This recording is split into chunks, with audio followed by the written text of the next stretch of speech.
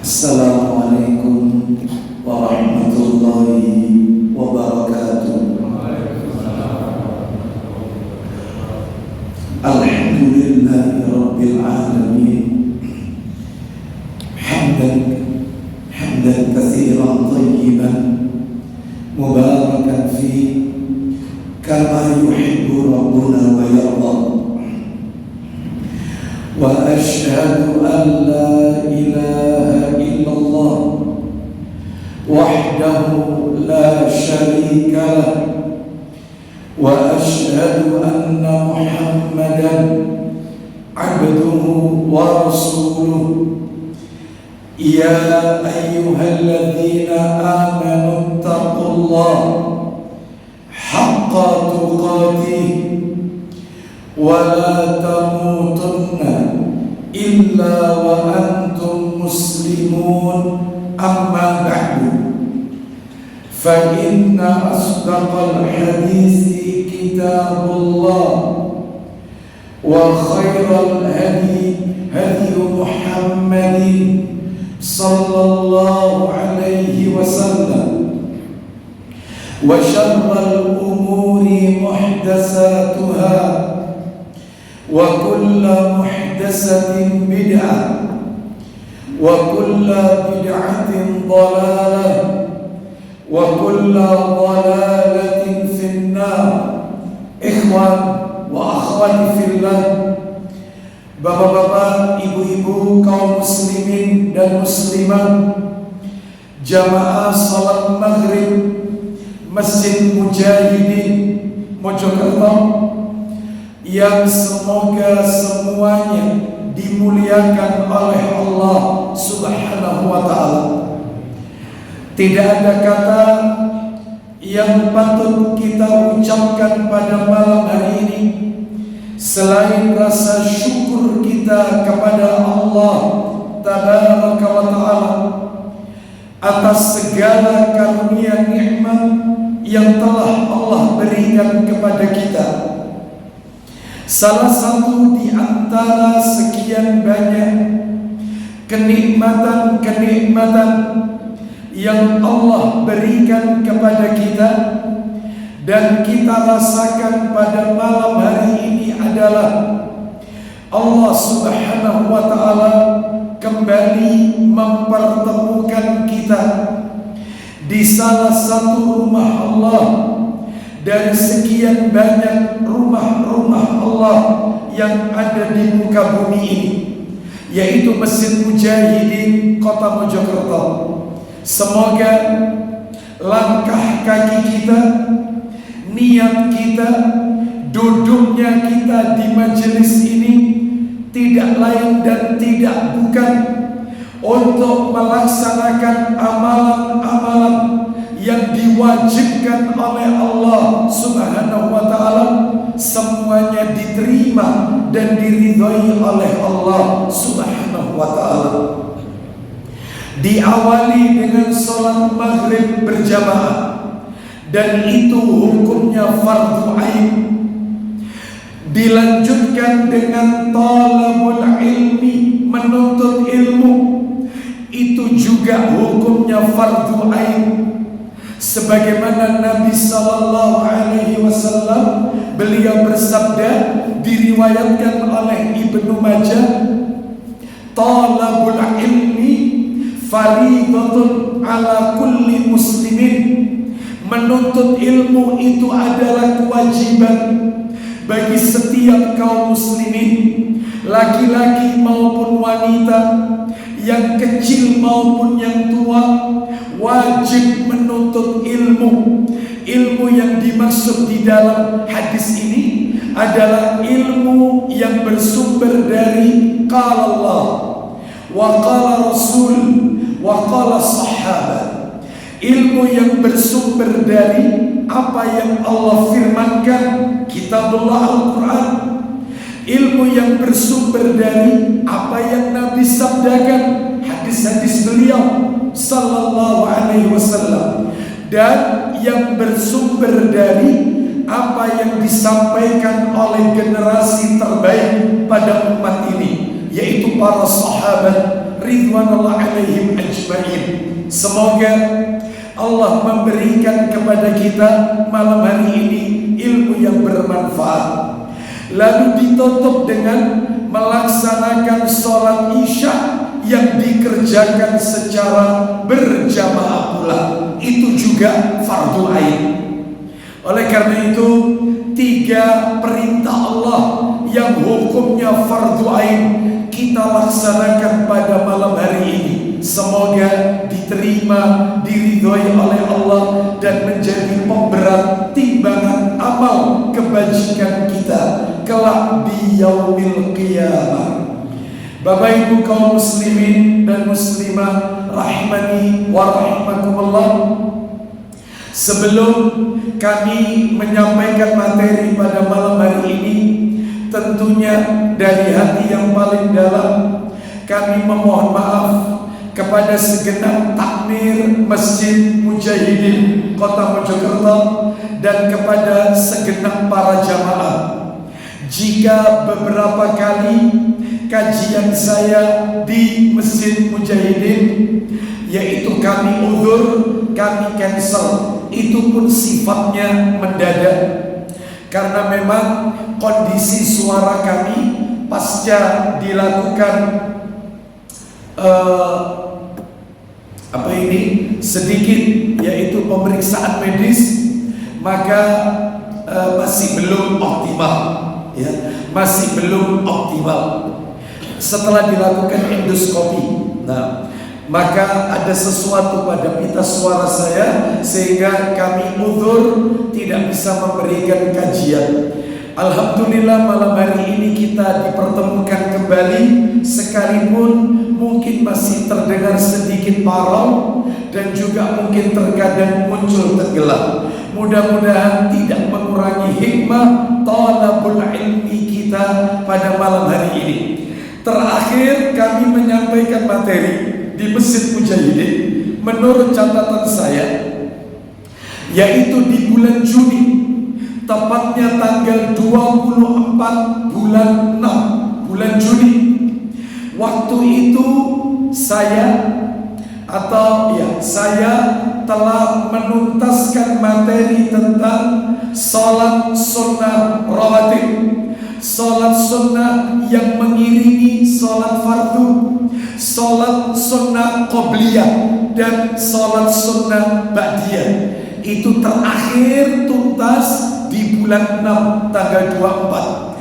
Baik itu qobliyah subuh, qobliyah dan ba'diyah zuhur, lalu kemudian ada lagi qobliyah asar 4 rakaat sekalipun tidak ditekankan, lalu kemudian ada ba'diyah maghrib, dan yang terakhir ba'diyah isya, tuntas. Baik, hari ini kita akan lanjutkan sebagaimana yang kami sampaikan pada bulan-bulan sebelumnya. Bahwasannya dari sekian banyak sholat-sholat sunnah yang Nabi ajarkan kepada kita, kalau tidak salah waktu itu saya pernah menyampaikan tidak kurang dari 20 macam sholat sunnah, mulai dari sholat sunnah rawatib, qobliyah, ba'diyah, lalu kemudian sholat sunnah istisqa, minta hujan, sholat sunnah kusuf, gerhana matahari, sholat sunnah khusuf, gerhana bulan, sholat sunnah istikharah, sholat sunnah taubat, sholat sunnah isra, dan seterusnya. Kalau tidak salah tidak kurang dari 20 macam. Ternyata yang masuk nominasi untuk dilakukan secara rutin setiap hari, sholat sunnah yang dilakukan untuk dijadikan sebagai habit, kebiasaan, tidak kita tinggalkan, jangan ditinggalkan. 5 sholat sunnah masuk nominasi dari sekian banyak macam sholat sunnah. Apa saja itu? Yang pertama, sholat sunnah rawatib, qobliyah, ba'diyah, dan ini sudah tuntas. Yang kedua, sholat sunnah duha, sholat sunnah duha. Atau yang kedua sholat sunnah isra. Ini aja dulu. Yang ketiga sholat sunnah duha. Yang keempat sholat sunnah tahajud. Yang kelima sholat sunnah witir sebagai penutup daripada tahajud. Inilah 5 macam sholat sunnah yang kata para alim ulama jangan ditinggalkan setiap harinya. Lakukan secara rutin. Jadikan habit, kebiasaan kita. 5 macam ini. Baik. Adapun kalau yang lain sholat sunnah 2 rakaat setelah tawaf di belakang makam Ibrahim, maka tentunya ini tidak bisa kita lakukan secara rutin, karena ini tentunya terkait dengan pelaksanaan haji atau umrah. Termasuk juga sholat sunnah yang lainnya, ya. Banyak waktu itu sudah kami sebutkan. Malam hari ini kita akan masuk yang nomor 2 dari 5 nominasi ini. Apa itu yang kedua sekaligus yang nomor 3? Saya gandengkan jadi satu karena masih ada korelasi, masih ada keterkaitan. Apa itu? Yang kedua sholat sunnah isra, yang ketiga sholat sunnah duha. Atau boleh dibalik, sholat sunnah duha dan sholat sunnah isra. Syuruh. Baik. Sekarang kita akan bahas yaitu 2 sholat sunnah ini, nomor 2 dan nomor 3. Harapannya kalau ini tuntas, maka jika Allah takdirkan kita ketemu lagi, berarti kita bahas yang nomor 4, yaitu tahajud, lalu nomor 5 witir. Baik. Bapak Ibu kaum muslimin dan muslimah rahimani wa rahimakumullah. Sebelum kita kita bahas materi ini terlebih dahulu, maka sebagai kata pengantar atau muqaddimah, saya akan membacakan satu hadis Nabi sebagai kata pengantar terkait dengan materi yang kita bahas, sholat sunnah duha dan sholat sunnah isra. Kita butuh bantuan satu hadis sebagai kata pengantar, muqaddimah. Apa itu hadisnya? Minta tolong Ustaz dibantu. Di dalam kitab Sahih Targhib wa Tarhib, nomornya 676, jilid 2 berarti Ustaz. Sahih Targhib wa Tarhib nomor 676. Ya, kita dengarkan riwayatnya At-Tabrani dan Ibnu Huzaimah. Sahih Targhib wa Tarhib 676, an Abi Hurairah radhiyallahu anhu qala Rasulullah sallallahu alaihi wasallam. Silakan Ustaz. Dari Abu Hurairah radhiyallahu anhu dia berkata, ya, Rasulullah sallallahu alaihi wasallam bersabda. Kita dengarkan baik-baik isi sabdanya. La yuhafidh ala salati duha illa awwabun. Qala wahia salatul awwabin. Silakan. Tidak menjaga salat duha kecuali awwab. Baik. Dia berkata. Ulang lagi. Tidak menjaga salat duha kecuali awwab. Awwab. Stop. Sampai situ. Sekali lagi Ustaz. Tidak menjaga salat duha kecuali awwab. Baik. Tidak menjaga salat duha kecuali awwab. Jadi di dalam hadis ini Nabi menyebutkan orang yang rutin sholat duha, orang yang istiqomah sholat duha, itu disebut awwab. Makanya tadi Nabi mengatakan la yuhafid ala salati duha illa awwab. Ya, tidak menjaga sholat duha kecuali orang itu disebut awwab. Memangnya awwab itu apa Ustaz? Awwabun, awwabin, awwab. Apa itu awwab? Orang yang banyak bertobat kepada Allah. Makanya panjenengan yang istiqomah sholat duha, tiap hari sholat duha, itu menurut sebagaimana hadis ini Nabi katakan, menurut Allah orang ini adalah orang yang awwab, orang yang banyak bertobat kepada kita. Lanjut, silakan Ustaz. Dia berkata dan ia adalah sholat awwabin. Ia adalah sholat awwabin. Apa itu awabin? Bisa dilihat di keterangannya, bahkan di catatannya. Ada nggak di situ? Ada. Silakan. Awabin itu apa? Silakan. Ada keterangannya. Awabin itu adalah sholatnya orang-orang yang banyak kembali kepada Allah, bertaubat kepada Allah. Ada. Silakan baca. Apa itu awabin? Awabin yaitu orang yang banyak kembali kepada Allah dengan taubat. Nah, makanya orang yang rutin sholat duha itu dijuluki oleh Nabi orang yang awam. Orang yang awam. Apa itu awam? Banyak kembali, banyak bertobat. Makanya dijuluki sholat duha sama dengan sholat awabin. Sholat awabin sama dengan sholat duha. Sholat duha itulah sholat awabin. Sholat awabin itulah sholat duha. Jadi beda dengan yang kita lihat di masyarakat kita. Mereka beranggapan sholat sunnah awabin itu adalah sholat sunnah 2 rakaat yang tata caranya khusus. Setelah Al-Fatihah baca surat apa sekian kali, nanti ketika rukuk membaca apa, begitu seterusnya.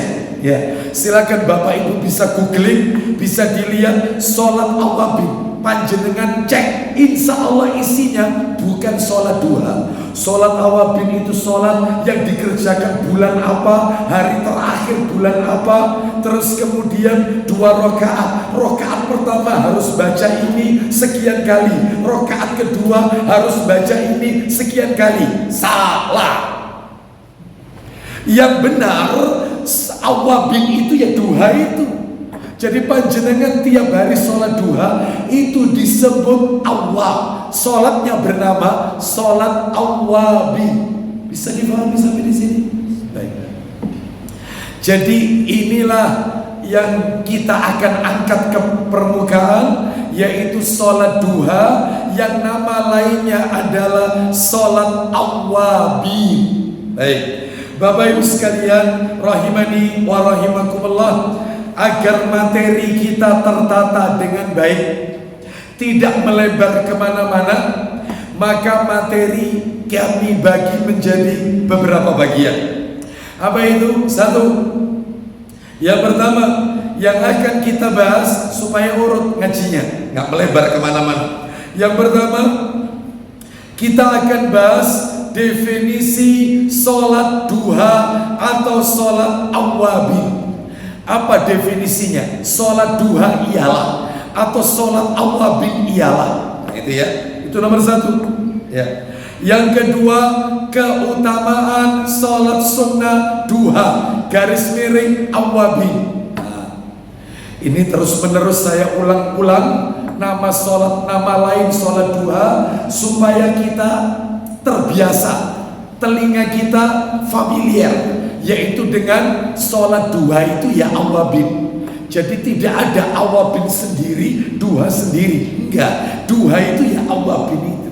Sholatnya orang yang bertobat, banyak bertobat. Baik, apa keutamaannya? Itu nanti nomor 2. Yang nomor 3 kita akan bahas hukum sholat sunnah duha garis miring awabin. Nah, ini. Apa hukumnya? Wajib atau sunnah? Sunnahnya sunnah apa? Mu'akkad atau ghairu mu'akkad? Nanti nomor 3 itu. Yang nomor 4 yang akan kita bahas, nomor 4, waktu pelaksanaan sholat sunnah duha garis miring awabin. Kapan waktunya?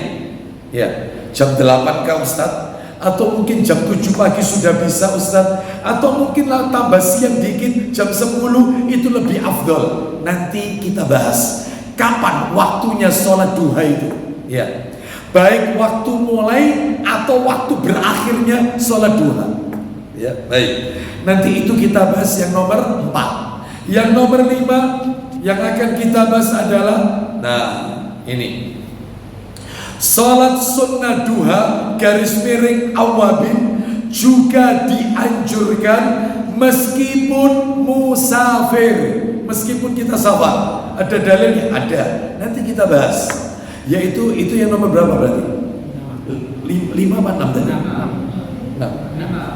5. 5 ya. Yang nomor 5 tadi, sholat sunnah duha atau awabin juga dianjurkan saat kita musafir.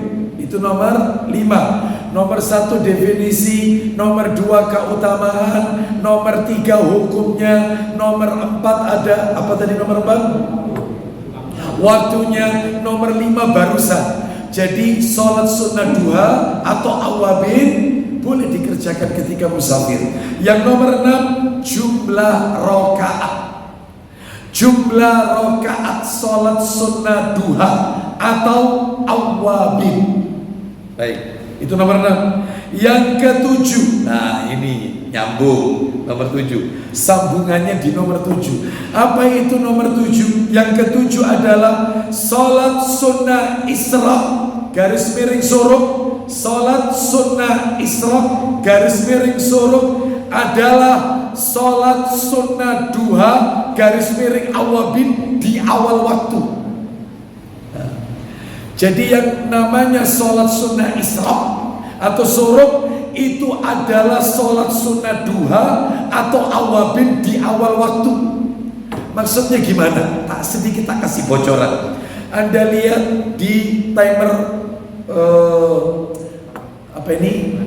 Masjid. Nah, waktu di masjid atau mungkin di rumah kita. Subuh pukul 4 kurang. Suruk atau tuluk pukul berapa? 5.5 atau 5.2. Betul ya? Tambahkan 15 menit atau 20 menit. Kalau di Mekah Madinah nambah 20 menit. Kalau Mekah Madinah. Baik, tambahkan 15 atau 20 menit. Baik, berarti 5.22. Itu kalau Anda langsung lakukan 5.20 ya atau 5.22 langsung, itu namanya suruk atau isra, sholat duha di awal waktu garis miring suruk. Tapi kalau Anda lakukan jam 6 pagi, 6 kurang seperempat, duha itu dua, bukan suruk lagi, bukan. Sudah lepas namanya. Jadi kalau on time sesuai tek 5 titik berapa suruk, tambahkan 15 menit, 5.17 atau 5.18 langsung sholat. Ini namanya sholat sunnah isra atau garis miring sholat sunnah duha di awal waktu.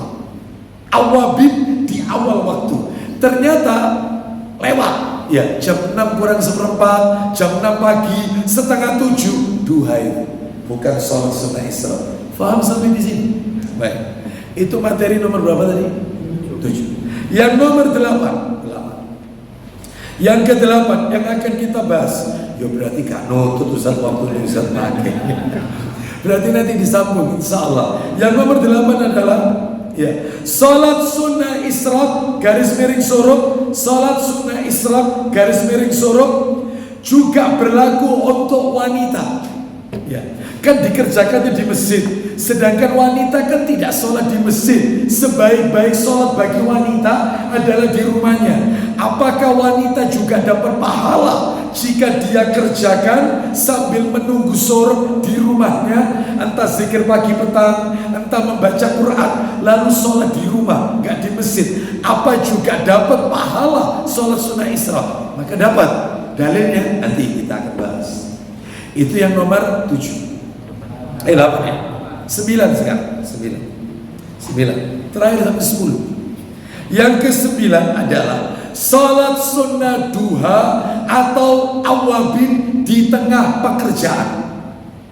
Salat sunnah duha garis miring awabin di tengah pekerjaan. Contoh, kita sudah perjanjian kontrak sama perusahaan. Ceklok ya, masuk 8 kurang 10. Check out yaitu keluar kantor pukul 16.30. Kita sudah ceklok. Ternyata ketika sudah ceklok, di kantor itu ada musola. Jam 8 pagi dia sholat di musola kantor ya. Ini boleh atau tidak? Jawabannya singkat aja, tak kasih bocoran dikit sebelum kita bahas zalim. Haram hukumnya, nggak boleh. Karena Anda memakan haknya orang. Anda teken kontrak, Anda kerja 8 kurang 10 keluar kantor 16.30, sedangkan Anda memakan waktu perusahaan meskipun untuk ibadah. Nggak boleh. Mestinya kalau Anda pengen sholat duha di kantor, ya 7:30, 7:30 di kantor. Jangan memakai jam kantor. Jangankan gitu, maaf ini lagi kerja jam 8, waktunya kerja, ngobrol sama temennya. Ya, wingi Barcelona ambil Persebaya piro-piro. Ya. Atau Real Madrid melawan Deltras Sidoarjo misalnya. Wingi piro-piro. Kira-kira pertanyaannya ini ada kaitannya sama pekerjaan? Enggak. Terus kepingin rezeki barokah? Enggak. Karena Anda memakan jam orang. Anda zalim. Ya. Misalnya pakai wifi-nya kantor dipakai kepentingan pribadi, buka YouTube, buka Google yang tidak ada kaitannya sama pekerjaan, nggak barokah rezekinya, nggak barokah. Oh, jadi karyawan amanah itu berat. Ya. HVS kantor dipakai untuk nulis yang tidak ada kaitannya sama pekerjaan, nulis. Atau jam 9, jam 10 telepon istrinya, waktunya kerja ya. Assalamualaikum, waalaikumsalam. Kan masa obat ini? Wah, boleh, kecuali jam istirahat. Jam istirahat jam 12, setengah 12 sampai jam 1. Silahkan. Anda tidak bekerja, aturan perusahaan istirahat. Ini tidak, kembali ke materi kita. Waktunya kerja dipakai ibadah. Meskipun alasannya Ustaz, ini kantor masih sepi, belum ada klien, daripada saya nganggur Ustaz tak pakai ibadah. Faham? Tetapi Anda memakan jam yang sudah Anda teken kontrak 8 kurang 10 sampai setengah 5. Anda harus hormati itu. Baik, jangan mendolimi orang lain. Rezeki kita tidak akan berkah. Kita lanjutkan ya. Terus kemudian yang terakhir, yang ke-10, sebabnya di kantor-kantor seperti ini banyak. Saya dapat keluhan dari beberapa direksi perusahaan itu mengeluhkan, ya apa anak buah saya ini Ustaz ya, padahal jam 8 itu siap kerja, ndak taunya diam di musola, belum lagi saat zikirnya Ustaz. Jadi kadang-kadang itu leren dicelui, Pak siapa, carikan dari musola, pasti sholat. Ya apa yang kayak gini, nggak boleh. Silakan datang di awal. Ya, baik. Yang ke-10 adalah doa setelah sholat sunnah duha, atau zikir setelah sholat sunnah duha, atau awabin. Seringkali yang kita dengarkan setelah sholat duha itu ada doa yang beredar di masyarakat. Ya Allah, jika rizkiku masih di langit, turunkan ya Allah. Jika rizkiku masih di bumi, keluarkan ya Allah. Jika rizkiku masih jauh, dekatkan ya Allah. Jika rizkiku bercampur dengan barang yang haram, sucikan ya Allah. Ternyata doa tersebut Bapak Ibu dhaif derajatnya. Lah terus yang benar bagaimana? Sabar, nanti nomor 10. Ya, apa perlu dikasih bocoran? Tak kasih bocoran. Yang dibaca setiap selesai sunnah duha, sebagaimana yang disebutkan di dalam riwayat Bukhari dalam kitab Adabul Mufrad, hadis nomor 619, karya Imam Bukhari, kitab Adabul Mufrad nomor 619. Itu yang Nabi ajarkan membaca Allahumma ghafirli wa tub alayya innaka antat tawwabur rahim 100 kali. Allahumma ghafirli, ampuni aku ya Allah, wa tub alayya, terima tobatku. Makanya sholat sunnah duha itu disebut sholatnya orang yang banyak tobat, karena doanya terima tobatku ya Allah. Innaka antat tawwabur rahim, sesungguhnya engkau adalah maha penerima taubat dan maha penyayang.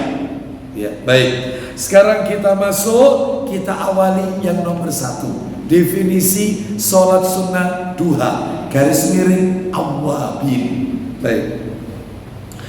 Maka kata para alim ulama, sebagaimana yang kami nukil, yaitu di dalam Syarah Jami'us Shaghir, bahwasannya sholat sunnah duha atau sholat sunnah awabin adalah sholatnya orang yang kembali kepada Allah, sholatnya orang yang banyak bertaubat kepada Allah Subhanahu wa ta'ala. Nah, itu definisi ya, singkat aja ya. Kita langsung sekarang masuk yang nomor dua, materi nomor 2, keutamaan fadilah sholat sunnah duha atau awabin. Keutamaannya banyak Bapak Ibu, banyak. Saya sebutkan beberapa saja ya, beberapa. Sebenarnya banyak ini. Satu, yang pertama keutamaannya, orang yang rajin mengerjakan sholat sunnah duha berarti dia telah menjalankan wasiatnya Rasulullah Sallallahu Alaihi Wasallam. Saya tanya sama panjenengan, Bapak Ibu dapat wasiat dari orang tua sebelum wafat? Ya, ternyata wasiatnya wasiat yang baik, wasiat yang mulia. Saya yakin kita sebagai anaknya wajib menjalankan wasiat tersebut. Salah satunya ini, yang berwasiat manusia paling mulia sejagat alam raya, manusia terbaik sejagat alam raya, kiainya kiai. Sudah, apa kira-kira? Manusia terbaik, gak ada lagi sudah, ada. Orang yang kata-katanya wajib kita dengarkan. Perkataan ulil amri boleh Anda tolak, perkataan ustaz boleh Anda tinggalkan. Tapi ada satu orang yang kata-katanya tidak boleh Anda tinggalkan. Siapa itu? Allah dan Rasul, Allah dan Rasulnya SAW, yaitu Nabi Muhammad SAW. Sami'na wa ata'na.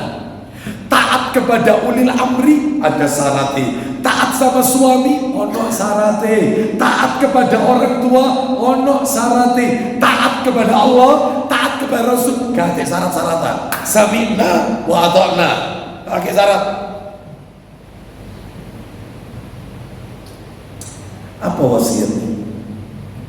Wasiatnya beliau adalah sholat duha.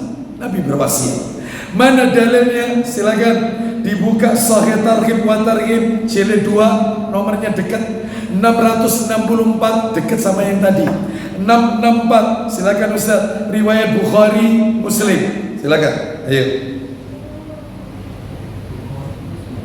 Ya, riwayat Bukhari Muslim Abu Dawud Tirmidzi Sahih Targhib wa Tarhib nomor 664. Ya, silakan.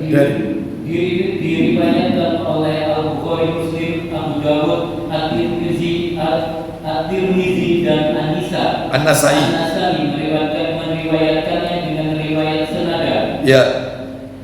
Ibnu Huzaimah meriwayatkannya pula, dan lafaznya dia berkata, ya, kekasihku Muhammad SAW mewasiatkan kepada aku 3 perkara. Jadi ini perkataannya Abu Hurairah radhiyallahu anhu, menukil hadis yang sebelumnya 663 itu dari Abu Hurairah, betul ya? 664 atau 663 dari mana? 663 atasnya dari mana? 664 dari mana atasnya? Nah, itu dibaca dari Abu Hurairah, soalnya tadi nggak dibaca. Silakan, ayo ulang lagi. Dari Abu Hurairah radhiyallahu anhu, dia berkata, Ausani Khalili bisalasin. Silakan. Kekasihku Muhammad SAW mewasiatkan kepadaku 3 perkara. Nah, 3 perkara. Jadi Ustadz ini kan untuk Abu Hurairah, berarti bukan untuk kita. Tidak. Semua yang Nabi sampaikan itu juga berlaku untuk umatnya sampai nanti hari kiamat, ila yaumil akhir. Apa itu wasiatnya Nabi kepada Abu Hurairah radhiyallahu anhu? 3 perkara. 1, siyami salasati ayyam min kulli syahrin. Silakan. Agar aku berpuasa 3 hari setiap bulan. Nah, Nabi berwasiat puasa 3 hari setiap bulan. Nabi tidak sebutkan tanggalnya. Tidak harus 13, 14, 15. Yang penting sebulan 3 hari. Karena nggak ada di sini disebutkan tanggalnya. Yang penting sebulan 3 hari. Makanya panjenengan boleh sebulan 3 hari itu tanggal 1, tapi pakai hijriah ya, kalender hijriah. Tanggal 1 sampai tanggal 10 puasa 1 hari. Tanggal 11 sampai 20 puasa lagi 1 hari. Bebas. Tanggal 21 sampai akhir bulan puasa lagi 1 hari. Yang penting sebulan 3 hari. Makanya ada wanita itu ribet. Dia tanya, saya itu Ustaz sudah tanggal 13, 14, ternyata 15 saya haid, saya halangan. Lah terus gimana? Ini ya, saya nggak dapat pahala puasa 3 hari setiap bulan. Ya ini ribet. Ya, sebenarnya nggak harus suruh. Ya. Makanya jangan suka ikut paketan, selalu paketan 13, 14 yang ini sering ikut paketan ini mesti. Ya, nggak harus satu paket. Silakan Anda satunya tanggal 20. Aku kok sih gak enak kabeh awakku ya. Wis kok tanggal selawi. Apa-apa. Yang penting sebulan. Itu wasiat Nabi yang pertama. Yang kedua wasiatnya adalah warak'atayid duha. Silakan. Melaksanakan sholat duha 2 rakaat. Tuh, sholat 2 rakaat. Yang ketiga wa'an utira qabla an arqud. Silakan. Dan melaksanakan sholat witir sebelum aku tidur. Nah, Nabi berwasiat kepada Abu Hurairah radhiyallahu anhu, witir sebelum tidur. Witirlah sebelum tidur.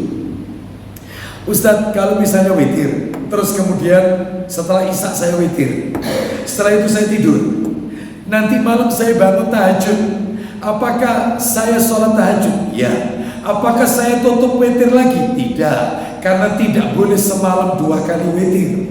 Jadi witir boleh diletakkan di awal malam dan witir boleh diletakkan di akhir malam. Ya, nanti insya Allah pembahasan kita pada saat sholat tahajud akan ketemu. Bapak Ibu, ternyata Nabi melakukan 11 rakaat. Itu ternyata variasinya banyak. Ada yang 2 rakaat, 2 rakaat, 2 rakaat, 2 rakaat, terus 3 rakaat. Ada yang 4 kali salam, 2 rakaat, 2 rakaat, 2 rakaat, 2 rakaat, terus 2 rakaat witir, berdiri lagi, nambahi 1. Jadi dipisah witirnya, 2 plus 1. Ada yang 4, 3. Yang Anda akan kaget, kitabnya ada di sini, riwayat Muslim. Nabi pernah sholat malam witir dulu 9 rakaat. Jadi tahiyatnya rakaat 8 sama 9, mirip kayak maghrib. Kalau maghrib itu kan tahiyat rakaat kedua dan ketiga. Ini tidak, 8 dan 9. Rakaat pertama berdiri, 2 berdiri, 3 berdiri lagi, 4 berdiri, 5, 6, 7, 8 duduk tahiyat. Innaka hamidum majid, berdiri lagi, Allahu Akbar, rakaat 9. Terus duduk tahiyat. Berarti tahiyatnya 2 kali, 8 dan 9. Setelah 9 rakaat, lalu Nabi bangkit niat tahajud. Witir 9, tahajudnya 2. 9 plus 2, 11. Tetap jumlahnya.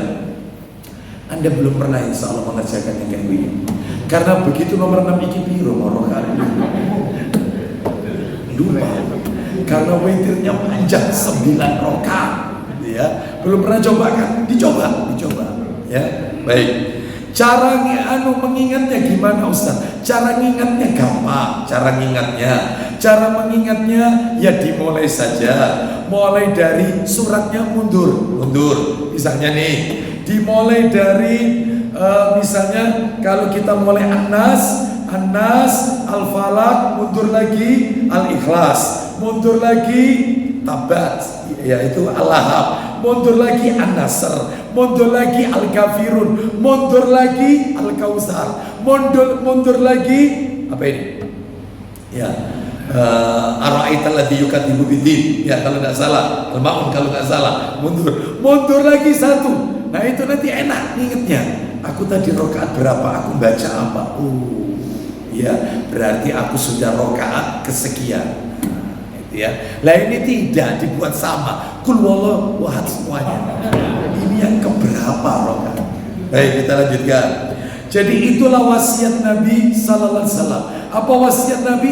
3. Puasa 3 hari setiap bulan, lalu sholat duha 2 rakaat dan witir sebelum tidur. Sudah masuk Isya? Kita lanjutkan nomor 2. Nomor 2, 2 rakaat sholat sunnah duha. 2 rakaat sholat sunnah duha atau sholat sunnah awabin. 2 rakaat nilainya sama dengan sedekah. Nilainya sama dengan sedekah. Coba. Nilainya sama dengan sedekah. Ya. Mana dalilnya? Dalil. Coba dibuka Sahih Targhib wa Tarhib nomor 665. Silakan Ustaz. Dari Abu Dzar radhiyallahu anhu. Silakan. Dari Abu Dzar radhiyallahu anhu dari Nabi sallallahu alaihi wasallam beliau bersabda, Yusbihu ala kulli sulama min ahadikum sadaqatun fa kullu tasbihatin sadaqah wa kullu tahmidatin sadaqah. Silakan. Setiap persediaan salah seorang dari kalian memiliki kewajiban sedekah setiap pagi. Lanjut. Setiap tasbih adalah sedekah. Jadi panjenengan baca tasbih, subhanallah, subhanallah, subhanallah, itu sedekah. Makanya Pak Bu perlu diketahui, sedekah itu ada 2. Ada sedekah wajib, ada sedekah sunnah. Sedekah wajib itu ya zakat, ada hitungannya. Syaratnya 2, haul sama nisab. Haul berjalan 1 tahun, nisab setara dengan 85 gram emas. Itu namanya zakat. Nama lainnya zakat sedekah wajib. Bapak Ibu kalau ingin tahu, yaitu Allah sebutkan dalam surat At-Taubah ayat 60, itu Allah katakan innamas sadaqatu, padahal ayatnya bunyi sedekah. Ternyata terjemahannya sesungguhnya zakat itu, yaitu yang dimaksud dengan sedekah wajib. Dan orang yang dikasih tertentu 8 golongan: fakir, miskin, mu'allaf, lalu amil zakat, orang yang banyak hutang, lalu kemudian ibnu sabil, fisabilillah, lalu yang ke-8 adalah yaitu untuk memerdekakan budak. Untuk memerdekakan budak, 8 golongan yang berat. Anak yatim gak masuk, karena 8 ini gak masuk. Karena ada anak yatim yang soge, ada anak yatim. Tetapi kalau ada anak yatim yang miskin itu boleh kita kasih zakat, bukan karena dia yatim, tapi karena dia miskin. Kita ngasih anak yatim itu bukan karena faktor yatimnya, tapi karena dia miskinnya. Ya, baik. Ada sedekah itu sedekah sunnah. Lah ini tadi kita dengarkan, sedekah sunnah itu nggak ada kaitannya sama harta. Sedekah sunnah itu Nabi mengatakan dalam riwayat Muslim, kullu ma'rufin sedekah. Saya teruskan dikit ya. Setiap perbuatan baik itu sedekah. Sampai-sampai kata Nabi, orang nanam tanaman, yang tanaman itu dimanfaatkan oleh manusia lain. Contoh, Anda punya tanaman lombok, ya, ternyata tetangga kita beli OT-OT, nggak pakai izin kita, langsung dipelotesi itu aja. Maka Anda punya tanaman pandan, tetangga kita buat kolak, itu langsung dipotong ekrek. Ya, itu sama dengan Anda sedekah. Anda punya tanaman mangga, ternyata dimakan hewan, apa itu namanya? Kelelawar, jangan codot. Tapi tidak apa-apa, codot lebih bagus ya, lebih keren gitu ya. Dimakan codot, itu termasuk sedekah. Jadi sedekah sunnah, gak ada kaitannya sama fulus, sama harta. Semua kebaikan kita itu sedekah. Makanya tadi kita dengarkan Ustaz kita tadi baca, setiap ucapan tasbih sedekah. Lanjut Ustaz, lanjut. Setiap tahmid adalah sedekah. Alhamdulillah sedekah. Termasuk Anda bersin, alhamdulillah, itu sedekah. Terus lanjut. Setiap tahlil adalah sedekah. Ucapan la ilaha illallah termasuk zikir pagi petang, la ilaha illallah wahdahu la syarikalah lahul mulku, dan seterusnya 100 kali, atau boleh dibaca 10 kali, atau boleh dibaca 1 kali, itu sedekah, tahlil. Terus kemudian setiap takbir adalah sedekah. Ucapan takbir, Allahu Akbar, Allahu Akbar, Allahu Akbar, Allahu Akbar. Termasuk panjenengan kalau naik dataran tinggi, naik pegunungan, itu kan kita disunahkan mengucapkan Allahu Akbar. Allahu Akbar itu sedekah, termasuk jalan menurun. Kita mengucapkan apa kalau jalan menurun? Subhanallah, itu sedekah. Sadar enggak sadar, kita sedekah. Terus lanjut Ustaz, teruskan. Amar ma'ruf adalah sedekah. Suka mengajak kebaikan. Anda nulis status. Terus di status Anda share di status Anda taklim di Masjid Mujahidin. Hadirilah kajian yaitu bersama Ustadz Fulan di Masjid Mujahidin. Ternyata banyak jamaah yang datang gara-gara baca status Anda. Anda sodako meskipun Anda gak teko. Iya, karena Anda menjadi pintu kebaikan, keran pembuka kebaikan. Ya, hari Jumat Anda kirim status, waktunya baca sholawat. Mari diperbanyak membaca sholawat, membaca surat Al-Kahfi. Ternyata orang baca status Anda dapat hidayah, tergerak hatinya. Iya malam Jumat, hari Jumat, Allahumma sholli ala Muhammad, Allahumma sholli. Sekalipun Anda lupa gak baca Al-Kahfi, Anda dapat sejumlah orang yang membaca status Anda. Rahman Rahimnya Allah. Ayo, sampai kayak gitu. Makanya jangan bosan amar ma'ruf. Seperti itu. Terus sampaikan kebaikan, ngajarkan kebaikan. Sampai-sampai Nabi sallallahu alaihi wasallam pernah bersabda, "Innallaha wa malaikatahu wa ahlas samawati wal ardina hatta namla fi juriha wa hatta al-hud la yusalluna muallimin nasi al-khair." Sesungguhnya Allah dan malaikat-malaikatnya, penghuni langit, penghuni bumi, semut yang ada di lubang ikan-ikan besar yang ada di lautan, mengucapkan sholawat untuk orang yang suka mengajarkan kebaikan kepada orang lain. Sadar tidak sadar, Anda suka amar ma'ruf, nyuruh orang ayo sholat nak, kalau makan tangan kanan nak ya, minum tangan kanan, pakai baju dimulai tangan kanan, pakai celana kaki kanan nak, kalau menyisiri rambut nak, dimulai rambut sebelah kanan, dan seterusnya. Ajarkan yang baik, yang ringan. Dan orang ajarkan kebaikan tidak harus lulusan Madinah, ya lulusan Libya, gelarnya LC. Nah, siapa pun bisa. Baik. Terus kita tuntaskan ini, setelah itu ada. Ya silakan sedikit lagi, ayo. Nahi mungkar adalah sedekah. Nah, nahi mungkar, mencegah orang dari perbuatan mungkar. Teruskan Ustaz. Dan semua itu dicukupkan oleh 2 rakaat yang dilakukan di waktu duha. Masya Allah.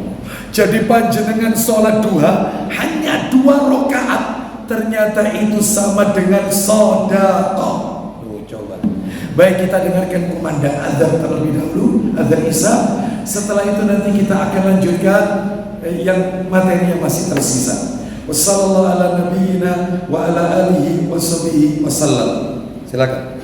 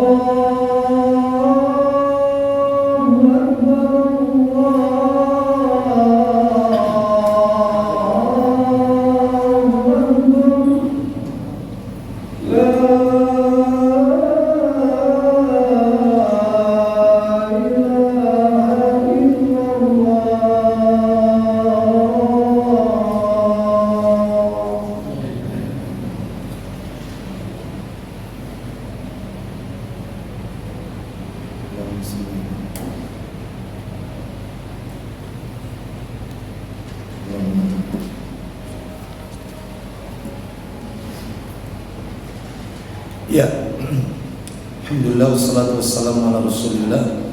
Amma ba'd, kita lanjutkan. Keutamaan yang ketiga, saya sebutkan yang ketiga yang terakhir.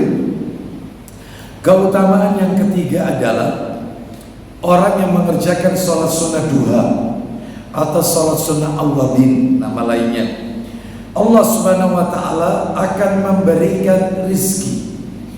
Allah memberikan rizki bagi mereka yang mengerjakan sholat sunnah duha atau sholat sunnah awwabin 4 rakaat. Jadi kalau 2 rakaat ganjarannya seperti sedekah. Kalau 4 rakaat, 2 rakaat salam, 2 rakaat salam. Sebagaimana Nabi bersabda, sholatul laili wan nahari masna masna. Sholat yang dikerjakan pada malam hari dan di siang hari itu 2 rakaat, 2 rakaat. Jadi 4 rakaat ini 2 rakaat salam, 2 rakaat salam. Sholat sunnah duha. Maka Allah kucurkan rizkinya, Allah berikan rizkinya. Mana dalilnya? Dalil, silakan bisa dibuka Sahih Targhib wa Tarhib nomor 672, riwayat Tirmidzi 672 dari sahabat Abu Darda dan Abu Dzar radhiyallahu anhu. Silakan. Radhiyallahu anhuma, silakan. Dari Abu Darda radhiyallahu anhu dan Abu Dzar radhiyallahu anhuma dari Rasulullah sallallahu alaihi wasallam, dari Allah yang Maha Suci dan Maha Tinggi, Dia berfirman. Berarti hadis qudsi ini. Jadi kalau ada Rasulullah SAW bersabda, lalu Allah berfirman, maka ini statusnya hadis qudsi. Nama lainnya hadis qudsi, hadis ilahi atau hadis rabbani. Firman Allah yang tidak ada dalam Al-Quran, gak termaktub dalam Al-Quran. Nah terus bedanya apa sama Al-Quran? Bedanya, kalau Al-Quran makna dan lafadznya dari Allah, itu Al-Quran. Maknanya sama lafadznya Allah Azza wa Jalla. Sedangkan kalau hadis qudsi tidak, lafadznya dari Nabi, tapi isi maknanya itu dari Allah Azza wa Jalla. Lafadznya Nabi mengucapkan, tapi maknanya itu dari Allah Azza wa Jalla. Itu hadis qudsi. Dan bedanya lagi, orang kalau baca Al-Quran sekalipun tidak tahu artinya dapat pahala, meskipun tidak paham arti. Ya, dibaca tok karo artinya dapat pahala. 1 huruf 10 pahala. Alif lam mim 3 huruf berarti 30 pahala. Sedangkan orang baca hadis qudsi baca tok nggak dapat. Dia baru mendapatkan ganjaran pahala ketika membaca hadis qudsi jika isi hadis itu diamalkan dalam kehidupan, baru dapat pahala. Tapi kalau dibaca dong, seperti Ustadz kita baca, Rasulullah SAW bersabda, Allah Ta'ala berfirman, ya benar Adam, wahai anak Adam, tidak berpahala.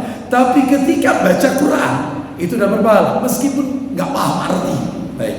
Terus bedanya lagi, orang sholat baca Al-Quran, orang sholat tidak membaca diskusi.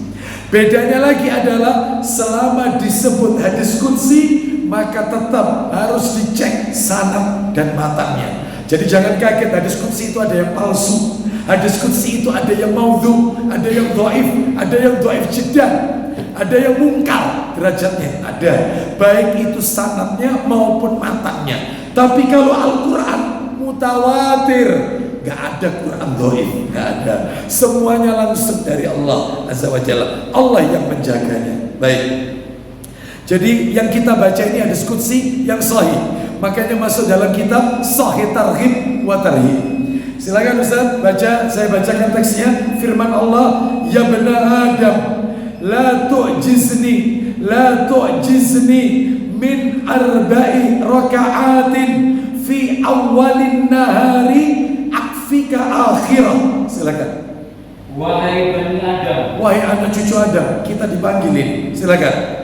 Jangan lemah, terus malas melakukan sholat untukku. Berapa rakaat? 4 rakaat di awal siang. 4 rakaat di awal siang, yaitu tadi sebelum zuhur.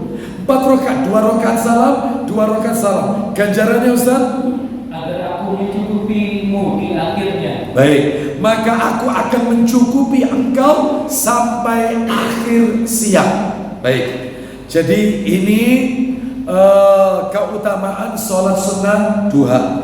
Baik, saya tambahkan satu lagi materinya Bapak Ibu. Setelah itu kita kumandangkan iqamah untuk sholat isya.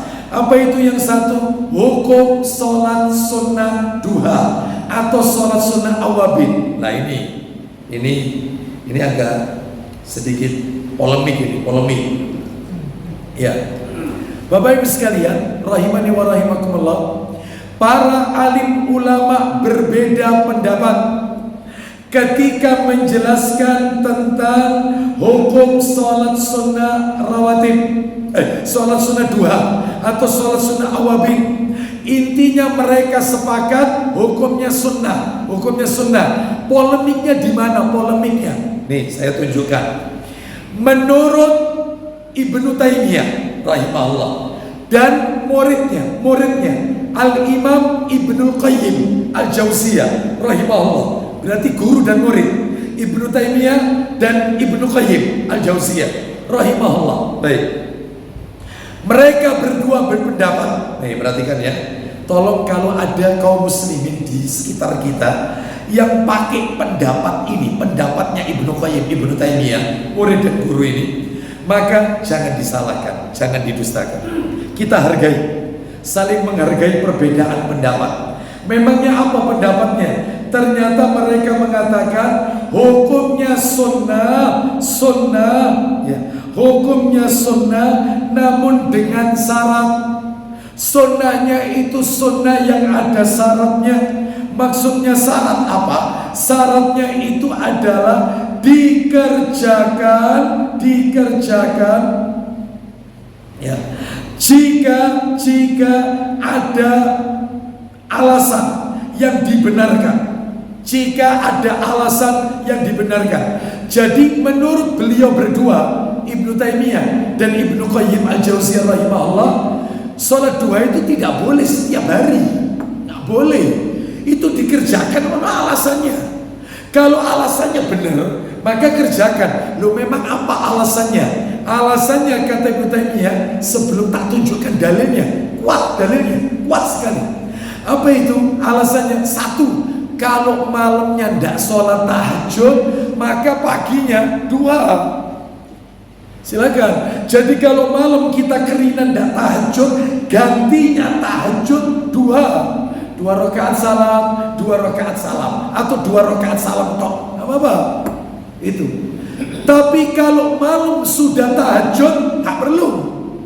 Buat apa sholat sunnah duha? Ini, Ustaz, ini ada dalilnya? Ada, sabar. Nanti tak tunjukkan.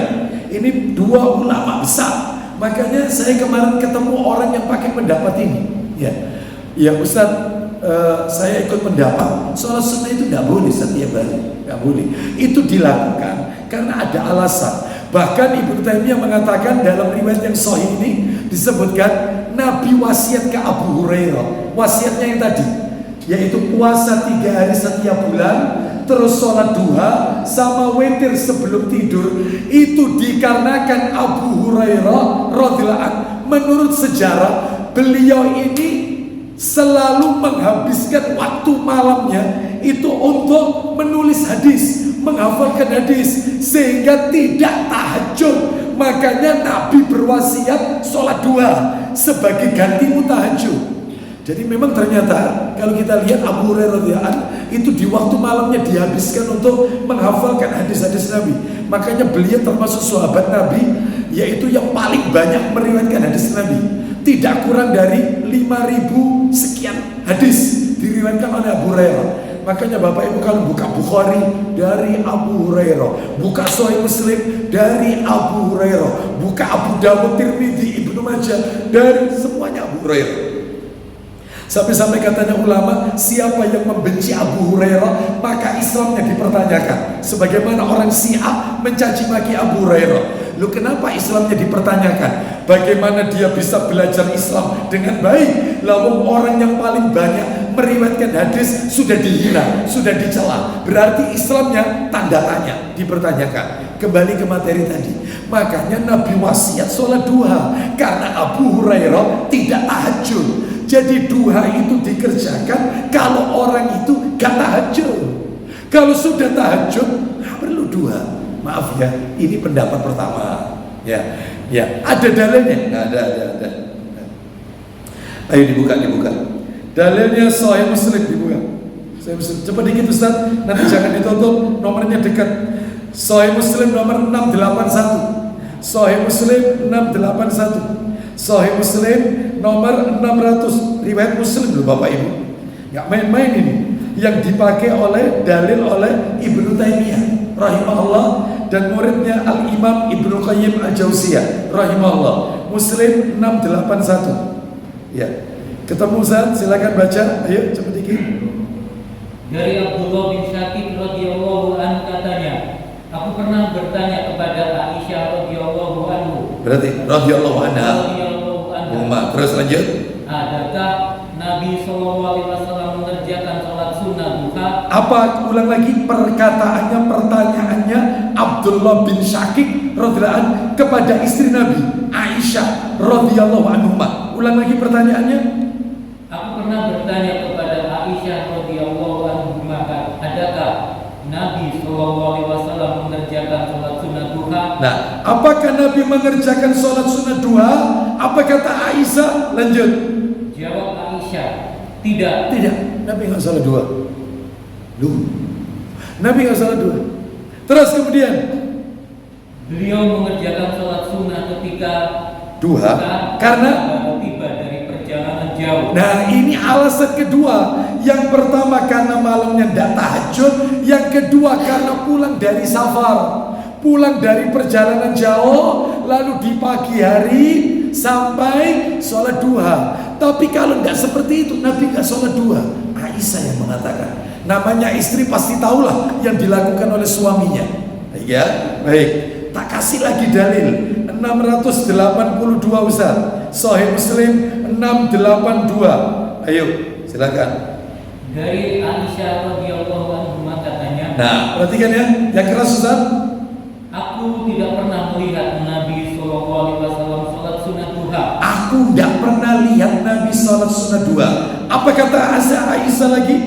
Sekali-kali tidak. Sekali-kali tidak pernah. Lanjut. Tetapi aku senantiasa mengerjakannya. Meskipun sekalipun beliau tidak. Nah, tapi aku tetap melakukan meskipun Nabi tidak melakukan. Ya, baik. Terus lanjut. Terus silakan. Sesungguhnya beliau menyukai amal tersebut. Nabi suka sama sholat duha, tapi Nabi tidak kerjakan. Lanjut teruskan.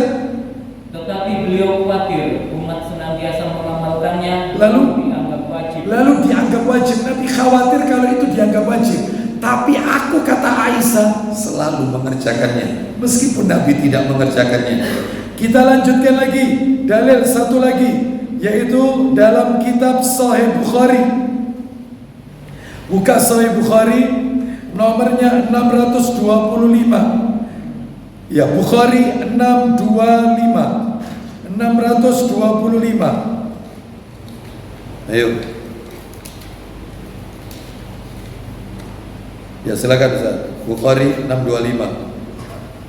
Silakan. Diceritakan oleh Nafi bahwa sesungguhnya Ibnu Umar radhiyallahu an tidak pernah melakukan sholat duha melainkan hanya 2 kali. 2 kali, terus? Yaitu ketika beliau tiba di Mekah. Terus? Karena beliau tiba pada waktu duha. Lanjut, terus? Lalu beliau tawaf, kemudian sholat 2 rakaat di belakang makam Ibrahim. Terus, lanjut. Pada hari beliau mengunjungi Masjid Kuba. Biasanya beliau berkunjung kemana? Yang jelas bukan Mojokerto. Iya. Kemana itu? Iya. Iya. Coba. Itu kan nomor aslinya 1191 Sahih Bukhari. Ya. Ya. Ke Bait Ka'bah, kemudian disolat di belakang makam Ibrahim, dan satunya lagi saat beliau mengunjungi Masjid Kuba yang dia mendatanginya pada hari Sabtu. Bila dia sudah memasukinya, maka dia enggan untuk keluar darinya. Lanjut, teruskan. Setiba di situ, beliau terus masuk ke masjid dan sholat 2 rakaat. Sesudah itu beliau keluar. Terus Nabi menambahkan bahwa Ibnu Umar bercerita, sesungguhnya Nabi SAW mengunjungi Masjid Kuba itu kadang-kadang dengan menunggang kuda dan kadang-kadang berjalan kaki. Baik, jadi Nabi mengerjakan, Ibnu Umar radhiyallahu anhu mengerjakan 2, yaitu di Masjid Kuba. Yang satunya lagi pulang dari bepergian. Nah, bahkan disebutkan, baru saja kami melihat di sini Sahih Bukhari nomor asli, karena di situ tidak ada. Ini yang nomor asli, nomor 1175, Bukhari 1175. Nah ini saya bacakan dari Ibnu Umar radhiyallahu anhu. Ya, maaf. Dari Muwarrid berkata, aku bertanya kepada Ibnu Umar radhiyallahu anhu. Muwarrid tanya kepada Ibnu Umar, apakah anda sholat sunnah duha? Ibnu Umar menjawab, tidak. Aku tanyakan lagi, bagaimana dengan ayahmu Umar bin Khattab? Apakah dia mengerjakan sholat duha? Tidak. Lalu aku tanyakan lagi, bagaimana dengan Abu Bakar As-Siddiq? Dia menjawab, tidak. Bagaimana dengan Nabi SAW? Apakah beliau mengerjakan sholat sunnah duha? Dia menjawab, juga tidak. Selesai. Semuanya tidak. Berarti 2 tidak boleh rutin. 2 itu dilakukan karena ada alasannya. Alasan 1 karena malamnya tidak tahajud, makanya Nabi pesan sama Abu Hurairah witir sebelum tidur, bukan tahajud, karena malamnya dihabiskan untuk menghafalkan hadis-hadis Nabi. Terus pesannya Nabi sholat duha. Yang kedua pulang dari safar. Baik, kita terima pendapat ini. Sami'na wa ata'na. Kita hargai pendapat lain. Nah, pendapat lain adalah jumhur ulama, mayoritas ulama, sholat sunnah duha boleh dikerjakan secara rutin, istiqomah, dijadikan habit tiap hari. Boleh. Silakan anda pegang yang pendapat ini. Boleh. Saya pun berpegang pendapat yang jumhur ulama. Saya pribadi ya. Kenapa? Karena dalilnya umum. Di antara dalilnya adalah yang pertama, keistimewaan, keutamaan sholat sunnah duha. Di antaranya tadi adalah 1, sama dengan sodako. Nabi tidak mengatakan apabila kalian pulang bepergian. Jadi berarti umum, anda pulang bepergian, malamnya tidak tahajud, maka silakan, atau malamnya tahajud, silakan kerjakan sholat sunnah duha. Karena sholat sunnah duha seperti sodako. Bahkan tadi keutamaan yang lain, Allah akan memberikan rezeki kepada kita 4 rakaat, 2 rakaat salam, 2 rakaat salam.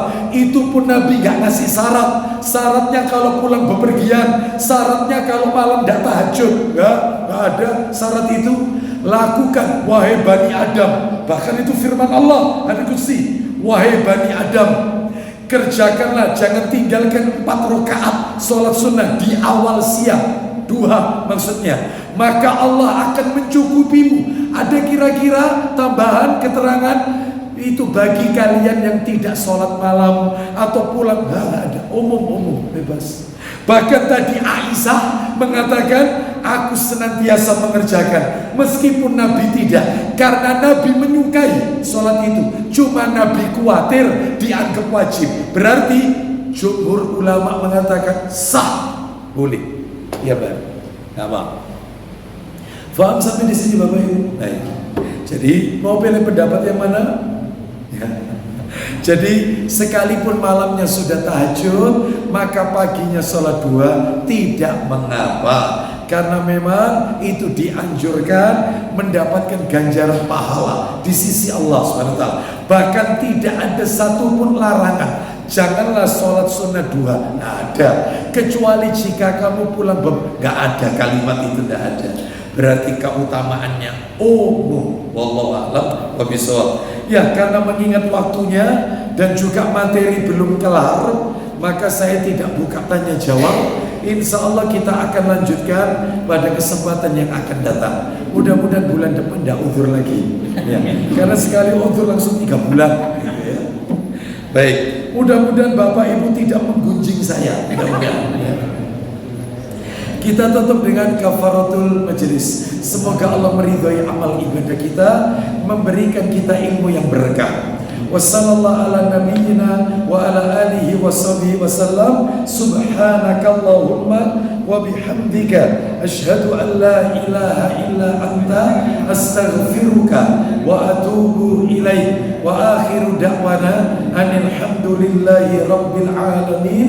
Assalamualaikum warahmatullahi wabarakatuh.